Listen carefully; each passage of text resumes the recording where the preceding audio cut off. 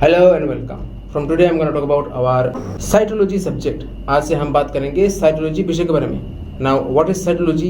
As you can see in this chart और PPT, study about living cells are known as cytology. मतलब जिंदा कोशिकाओं के बारे में बातचीत करना, जानना, समझना ही हमारा साइटोलॉजी का मेन विषय है। All living creatures has cell like plants, insect, birds, fishes, animals, humans, all are made of cells. मतलब जितने सारे जिंदा चीज आप अपने आस पड़ोस में देख रहे हो, जैसे आप कीड़े मकोड़े देख लो, पेड़ पौधे देख लो, फिर मछलियाँ देख लो, पंछियाँ देख लो, जानवर को देख लो या फिर इंसान को देख लो, हर किसी में ही जिंदा कोशिका रहते हैं। Now we are human, so of course I will talk about human cells. Cells are way too small to see by naked eyes, so we need help of microscope. As you can see, this is a simple light microscope.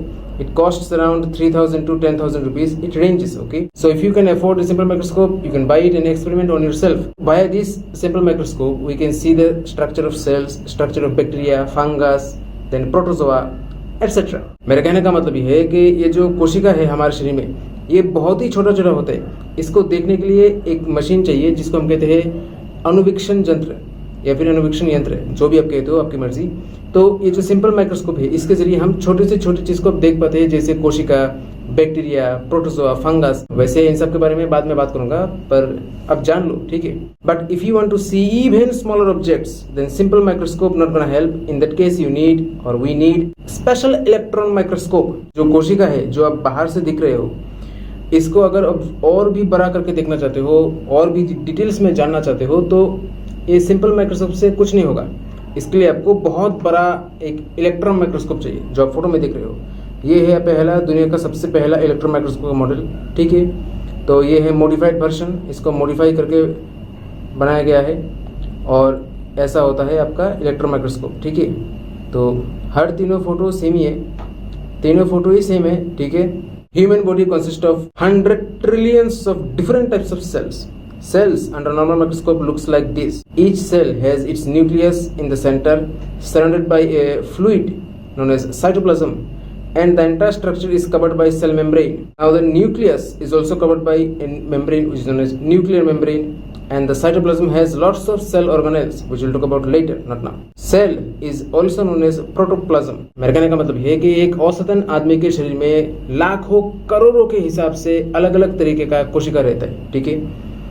हर एक कोशिका के अंदर centre में आपको एक nucleus मिलेगा, जिसको चारों ओर घिर के रखा है पानी जैसा, जिसको हम कहते हैं साइटोप्लाज्म। अब ये पूरे चीज को कवर करके रखता है एक पर्दा, जिसको हम कहते हैं सेल मेम्ब्रेन। और जो ये साइटोप्लाज्म है, इसके अंदर तरह तरह के ऑर्गेनेल्स रहते हैं, सेल ऑर्गेनेल्स, वो हम बाद में बात करेंगे। Now today's topic is our cell membrane. आज हम बात करेंगे कोशिका का जो पर्दा है, इसके बारे में डिटेल्स में बात करेंगे, ठीक है।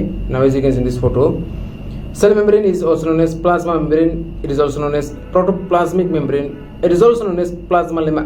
Now average thickness is almost 5 to 10 nanometer. Under normal microscope you can see the cells like this, but under the electron microscope you can see like this. Simple microscope के जरिए कोशिका आपको इतना तक ही दिखेगा। इसको भी और जूम करके दिखना है तो आपको उसके लिए इलेक्ट्रॉन माइक्रोस्कोप चाहिए, जो इसको आप इस वीडियो में देख रहे हो।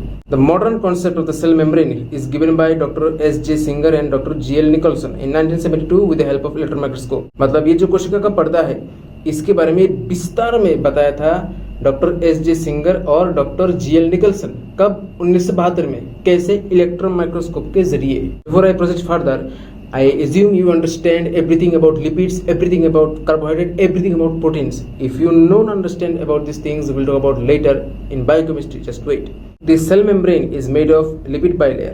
Bilayer means two layers. One is outer layer and another is inner layer. Also we can see the protein arrangements. Also we can see the carbohydrate arrangements. मतलब ये जो लिपिड है, कार्बोहाइड्रेट है, प्रोटीन है, इन सब के बारे में आप स्कूल में ही सब कुछ सीख चुके हो, जान चुके हो। नहीं जान चुके हो तो फिर भी मैं बायोकेमिस्ट्री में बताऊंगा, थोड़ा वेट करो। तो ये जो कोशिका का पर्दा है, ये लिपिड का दो परत से बनता है, एक बाहर वाला परत, एक अंदर वाला परत, ठीक है। उसके साथ साथ हमको प्रोटीन भी देखने को मिलता है, कार्बोहाइड्रेट भी देखने को मिलता है। कोशिका जो होता है, कोशिका के अंदर में भी पानी होता है, जिसको हम कहते हैं साइटोप्लाज्म, और कोशिका के बाहर में भी पानी होता है, जिसको हम कहते हैं एक्स्ट्रा सेलुलर फ्लूइड, कोशिका के बाहर वाला पानी, ठीक है। Cells are hydrophobic, it presents inside, and in the cell membrane you can see these protein structures and these carbohydrate parts. First of all, lipids. See, lipids in the cell membrane is two type. One is phospholipid and another is sphingolipid. Phospholipids like aminophospholipid, phosphatidylcholine, phosphatidylethanolamine, phosphatidylserine, phosphatidylglycerol, phosphatidylinocerol, etc. etc. And in the sphingolipids we can find sphingomyelins. See in this photo that the phospholipid bilayer, you can see the phosphate structure, glycerol structure in this part. Also you can see the saturated fatty acid, unsaturated fatty acid in the tail part. Okay, head portion is known as hydrophilic part and the tail portion is known as hydrophobic part. Head portion is polar part, so it attracts water. Now the tail part is non-polar, that's why it doesn't mixes with water. It always stay separate from the water. It repels water. Phospholipid का एक अकेला phospholipid का structure ऐसा होता है जिसका phosphate group दिख रहे हो, ग्लिसरॉल ग्रुप दिख रहे हो.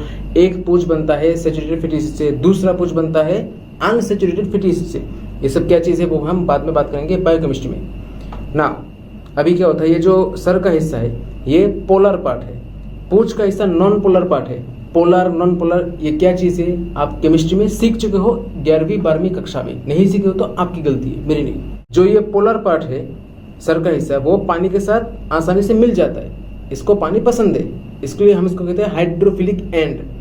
जो पूंछ वाला पार्ट है वो पानी के साथ आसानी से नहीं मिलता है क्योंकि ये नॉन पोलर पार्ट है, इसलिए हम इसको कहते हैं hydrophobic part. Now in the entire lipid bilayer structure we can find cholesterol molecules also. It helps to maintain the integrity of the cell membrane. मतलब ये जो लिपिड बाइलेयर है इसके आस पास में आपको कोलेस्ट्रॉल मॉलिक्यूल्स भी दिखने को मिलेगा, जिसके लिए ये कोशिका का जो आकृति है, आकार है, वो बजाय मतलब अटूट रहता है. ठीक है.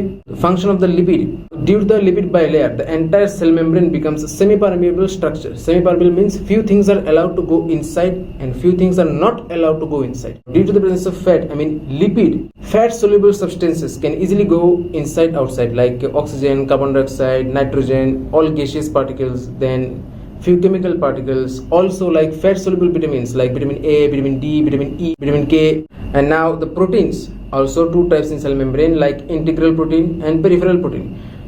These are cell junctional protein, cell adhesional protein, carrier protein, receptor protein, antigen, enzymes. See, the adhesion and junctional proteins are responsible for the attachment of the adjacent or the neighbor cells. Channel proteins are also helpful to diffusion of water molecules and the water soluble substances like glucose. Carrier proteins acts for passive or active transport molecules. Receptor proteins are present for the hormones, neurotransmitter and other chemical particles. Enzymes and antigens also act as a peripheral protein. Now the carbohydrate presence in the cell membrane joins with the protein as a glycoprotein. Also it can join with the lipid as a glycolipid. Now the carbohydrate also makes a protective layer over the lipid layer, forms a protection layer, which is also known as glycocalyx. Now overall function of the cell membrane, it protects the cytoplasm and nucleus of the cell, also the internal cell organelles, allow nutrients to get inside and excretory products to get outside, maintains the size and shape of the cell. मतलब ये जो कोशिका पर्दा है इसका काम क्या होता है, ये जो अंदर में न्यूक्लियस है, साइटोप्लाज्म है, साइटोप्लाज्म में रहने वाले तरह तरह के सेल ऑर्गेनल्स है, इसको सुरक्षा करता है. खत्म. फिर कुछ ज़रूरी चीज़ जैसे ऑक्सीजन, न्यूट्रिशन, ये सब कुछ अंदर में आने के लिए मजबूर करता है. और जो इस्तेमाल होने के बाद जो कचरा बनता है, वेस्ट मटेरियल्स, वो सब बाहर फेंक देता है. कोशिका का जो साइज है, आकार प्रकार, इसको सुरक्षा करता है या फिर इसको अटूट रखता है. बस इतना ही है. This is the overall about our cell membrane. I hope you will understand and see you in my next video. Then bye.